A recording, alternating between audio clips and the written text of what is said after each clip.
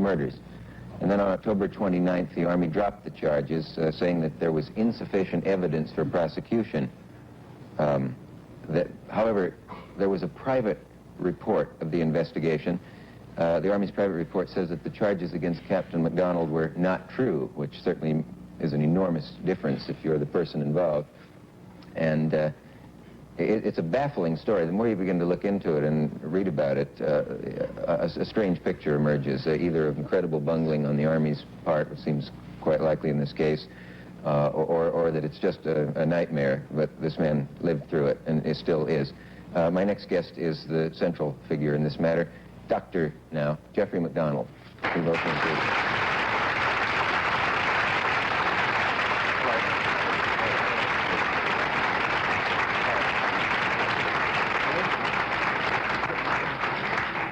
I call you Dr. MacDonald now, don't I? That's right, it's ex-captain. Yeah. Doctor. Yeah. I hope this isn't too painful for you. I feel like the journalist who asks the gory question, but could you talk about what happened on that night last February? Well, I can skim through it briefly. To get deep into it, yeah, does produce a lot of emotion on my part. Mm-hmm. But very briefly, my wife went to an evening course at North Carolina, on post at Fort Bragg. Mm-hmm. And I took care of the children and put away the dishes, even though we were in the game early. My wife came home and we had a before bedtime drink, really, and watched the beginning of a late night talk show. And my wife went to bed. She was about 4.5 months pregnant. Mm-hmm. And I stayed up a little while longer, read some more, and then went in to go to bed. And my youngest daughter had climbed into bed with my wife, as was her custom, and she had wet the bed, and so I had to put her back in her own bed, and I went to sleep on the couch. Mm-hmm. And the next thing that is clear at all is that I was awakened by my wife screaming. And as I sat up, the kitchen light was on, and there was enough light in the house to see. There were some people in the room with me, I thought 4, Mm-hmm. One of whom was a girl, and one of whom was well, there were 3 males and a girl. Mm-hmm. And they immediately attacked me. During this attack, I suffered about 19 stab wounds and 3 blows to the head, and I became unconscious. When I awoke at the end of the couch, I never really got out of the living room. Mm-hmm. The house was quiet, and the back door was open. And I went into the master bedroom, and my wife was off the bed, and she had about 40 stab wounds. And my children were in similar condition in their own rooms. Yeah. I called for assistance. I called the operator and asked for ambulances and doctors and MPs and everyone. And really the next thing that is clear in my mind is I came to again, really, lying next to my wife, and I was being given artificial respiration by an MP. Mm-hmm. And I was then taken to the hospital and informed a short time after that my whole family had died in the attack. Mm-hmm. I guess we all read, most of us, I suppose, read about that, or heard about it on the radio or something, and the story came out that the first way, that the murder was committed by some people who were described as hippie in appearance, and then later, suddenly, that you had been charged. And what evidence suddenly appeared that made you be charged? Well, at the risk of saying unbelievable things, but they're true, Mm-hmm. there was no evidence, which is the really fascinating thing about the whole case. Yeah. What they did was apparently made some really gross, incompetent errors of judgment as they arrived at the house that night at approximately 4:30 to 5 a.m. and proceeded for the next 6 weeks along the wrong lines, looking at me basically, all the while saying they were investigating this group of 4 people. And 6 weeks after the crime was committed, they called me over for a conference. They had never really even questioned me, if you can believe that. 6 weeks now it's gone by. Right. And they called me in and questioned me. It's really an interrogation. You know, they turn the light up in front of your face and have all these little tricks. And they told me to go back to work, so I left the room and went back to work, and the next thing I knew, it was on the radio that I was considered the prime suspect. And my commanding officer called me and told me he was putting me in confinement. So I had 5 armed guards outside my room, with loaded .45s, and I'm sitting in my room and couldn't make a phone call for 3 days. And friends of the family from New Hope, Pennsylvania, Bob and Marion Stern, retained a civilian lawyer for me. And he got a hold of me finally after much trial and tribulation. Eventually I was charged on May 1st, and we underwent this charade of a hearing. Yeah, I'd love to get into some of the details of that, because they're most interesting. But had you been guilty, then you would presumably have inflicted 16 wounds, or how many it was on yourself, 23 Right. wounds on yourself. What was the theory about that? Well, apparently they didn't think enough. I'm not being snide in any manner. I mean, apparently they really didn't think about any of these little things like a motive for the crime, or how I could inflict 23 wounds on myself, some of which were potentially fatal, as was testified by the doctors who treated me. The Army, late in the case, realized that there was some discrepancies in their case, and they eventually got around very late in the case, after we were undergoing the hearing, decided to talk to the physicians involved, and found out that indeed the physicians felt that my wounds were potentially fatal, and even as a doctor I couldn't have known the potential outcome. In other words, I could have died very easily. I was in intensive care for several days and had surgery, chest tubes in my chest. And they brought in, as their expert witness, a coroner who hasn't treated a live patient in probably 20 years, and he testified as to my wounds without ever having examined me, which in itself is so incredible. That, in other words, he said it's possible to inflict right. wounds on. He came in and made the statement that it is possible that he could have inflicted these wounds on himself. But he never actually examined you. Or Finally, my lawyers became so indignant during the proceedings, I took off my shirt, and he examined me and said that he had been misled by the investigators, and he had been told different things about my wounds than the wounds that I really had. Misled by the Army investigators. That's correct. What's the motive for this? I still want to get to some more of those details, but did this seem like a nightmare at the time? It's always easy to say he went through a nightmarish experience. Did you know that it was real and it was happening, or did it actually seem like a dream? Yes, it still at times seems like a dream. Nightmare is a very mild term, really, for that night. What happened since has gotten so unbelievable. I mean, it just kept getting worse and worse and worse that you run out of words to describe it. Unbelievable kind of says it, but then you keep saying that, and it doesn't mean anything after a while. There were no facts against me, as Colonel Rock's very beautiful report illustrates.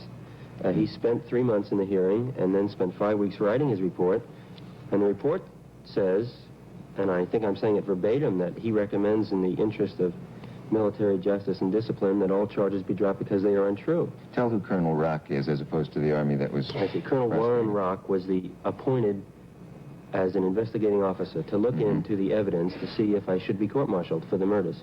Yeah. And he was actually acted as judge and jury for this 3-month hearing. And fortunately, I was fortunate in getting a very intelligent, strong man who could withstand some of the pressures that the Army was bringing to bear. There were people in the Army who wanted a court-martial regardless of any evidence. Could that just be because they have to find somebody? Yes, that was a large part of it, I think. Absolutely. I think that's why I came up at 6 weeks. They had done really nothing. They had performed very incompetently, and they realized that they had to do something. Yeah. And they charged me.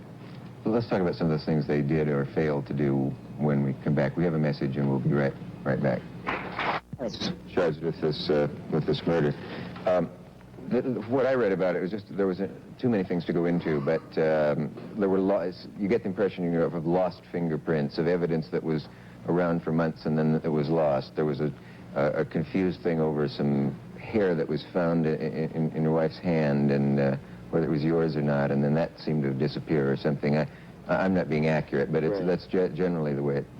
Well, let me just mention a few of them then to clarify your own thoughts. Fingerprints, for instance. They brought in their fingerprint expert that morning, flew him in from another post, and he went around with he testified, so I know exactly what he did and everything. He went around with a magnifying glass and looked for fingerprints, and he found them, and he marked the ones that were identifiable. 14 points or whatever it is that you can make a comparison with other fingerprints. He then took a picture of each one and went and developed them, and he came back, and all his film was bad. So he had no photographs of any of the fingerprints. However, before he left, he had covered all the fingerprints with tape. And when he came back to re-photograph them, and he took the tape off, he destroyed 50 fingerprints. And we asked him in cross-examination, was this unusual? And he said, it's not unusual. And we said, well, have you ever done it before? And he said, no. Was nothing submitted to the FBI? No, that's correct. They ended up with 25 fingerprints, roughly 25 fingerprints, that they identified as coming from myself or my family or the investigators or friends that we knew. And they ended up with 46 fingerprints that didn't match anyone. Wait a minute. The investigators' fingerprints were on things? Aren't they supposed to handle things? Right. Oh, they were on some of the critical pieces of evidence. But really more importantly is the 46 prints that they had that were identifiable. In other words, they can take these prints and tell, they can match them. Yeah. And they didn't do anything with them. They didn't send them to the FBI central file. They didn't send them to the state police. How do they explain that?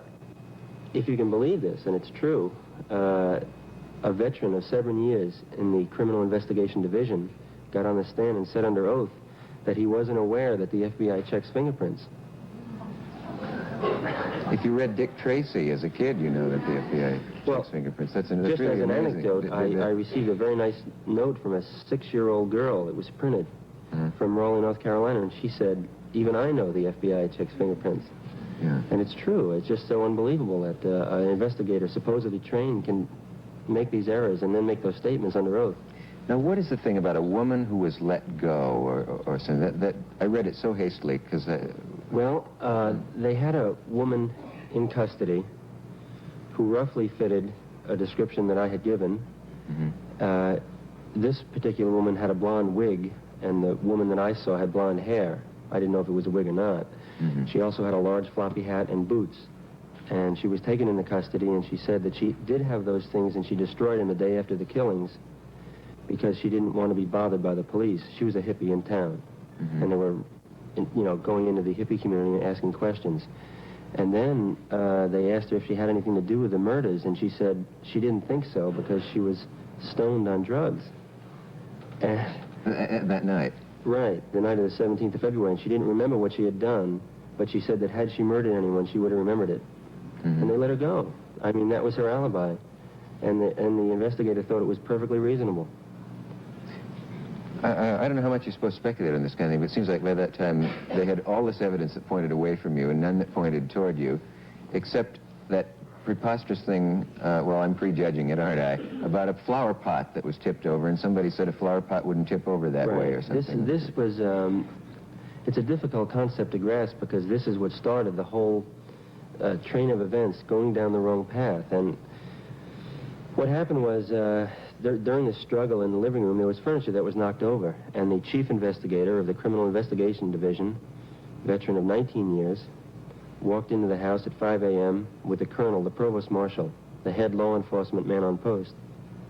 They walked in the living room, and this flower pot was standing on its base, and the flour and the dirt was out on the floor. And he turned to the colonel, and he said, Colonel, he said, this is a staged scene. This has been manipulated by someone. It's true, but they neglected to ask any of the 12 MPs who were there, had the MPs touched anything, or had anyone else touched anything. And in fact, it was manipulated by other people in the House, and the MPs saw it, but no one ever asked the MPs. They saw someone turn it up, and... Right, there was an unidentified person in the House when the police got there. I mean, it was that bad. I know there's the list goes on of things like that. What's this done to you? Do people look at you and say, how do we know he didn't do it? Well, yes, right. That's, most people to my, face-to-face meetings have been nice. I must say that. But I don't think I'm being paranoid when I say that there is certainly a flavor of suspicion in a lot of people's minds, and it comes out in various ways. Some people pat you on the back as if to say, well, we know you did it, but it's okay anyway. And other people say, well, it's going to be very hard to have patients come and visit you in the future, isn't it? And I was accepted at your alma mater for my orthopedic surgical residency 2 years ago, and now it's being reviewed by the Board of Trustees. Did the idea of psychiatric examination of you come into play here? Yes, we did that because my lawyers thought that it was an extremely valuable tool. When they first met me, they said, first thing we have to do is have you examined by a competent man. And if he comes up with the wrong findings, I'm not going to defend you. He was very blatant. He was very honest with me, and I appreciated that. Yeah. So we went through a very long, arduous examination, and he testified later to the effect that I was perfectly sane and normal, and it was his opinion that I was not the personality type or had any of the characteristics of people who would commit a crime of violence, especially on those close to him. 6 months later, the Army decided that since a civilian had said all these things, that they should have an Army psychiatrist say them also. And I eventually was examined by a team of Army psychiatrists at Walter Reed who came up with the same findings. But what about the fact that you were a Green Beret? Does that color it in some people's mind because they say these guys are trained to kill and so forth? Well, I must say, I would have expected that, but surprisingly enough, I think my mail, I would read my mail as saying that the fact that I'm a Green Beret gave me more support, I would guess. It seemed that way to me. A lot of people wrote to me because I was a Green Beret, I think. And they said very nice things like, you know, I once knew a Green Beret and you couldn't possibly have done it. Yeah. But I'd like to know what you want to come out of this and what's going to happen next, because it's far from closed, isn't it? Yes. Right. I'm sorry. We have a message, and then we'll talk about that when we get right back. Stay with us.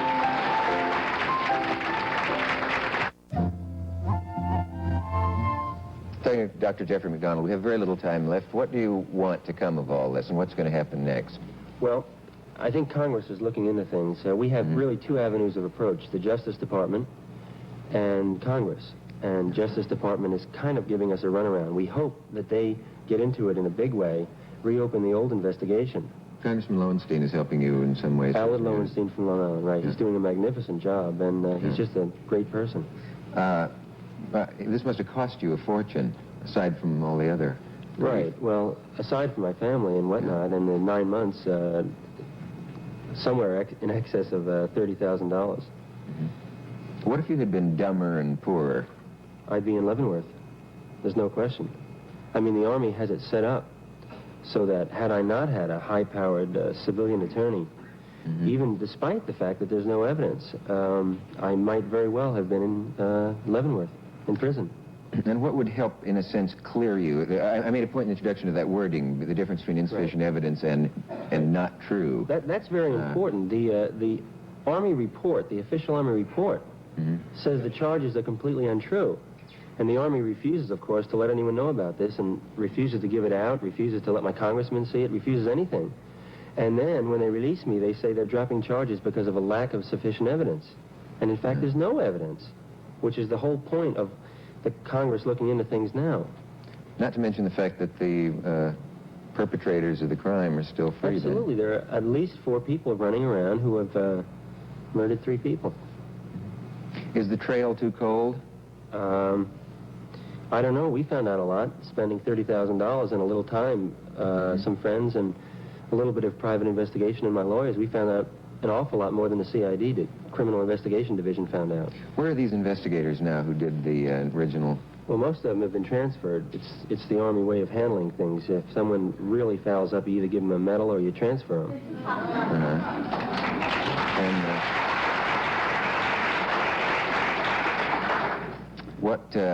Can they be called back to account for themselves, or do you know everything? No, they can be called back if we can get the investigation that we're asking for, and I think Congress is going to ask for this week, into the, 1, the crimes themselves, and 2, the handling of the investigation of the crimes. Who do you have to get to? Is it Mendel Rivers, or...? Mendel Rivers is involved. Mendel Rivers has asked the Justice Department and the Department of Defense to look into things. He is involved. Yeah. And I think something will be coming up shortly from Congress in regards to this. It's just unbelievable. Does it seem like your life was sort of ended at one point and started again in a Kafka short story. Exactly. That's exactly the feeling that you get, and you still get the feeling when I wake up in the morning, you know, that it really didn't happen, and my wife's still here and whatnot. It's been a hard year. Boy, it's a fantastic story. It's just I don't know what to say about it. Do you think this happens a lot? Is this typical? Is this just one remarkable snafu on the Army's part that they decided to shovel I don't things think the on top of? snafus are remarkable. I think the snafus happen every day. I mean, I've watched these men, and I've seen them testify, and I've seen perjury, and I've seen total incompetence in an investigation, and I've seen them work with other people since then.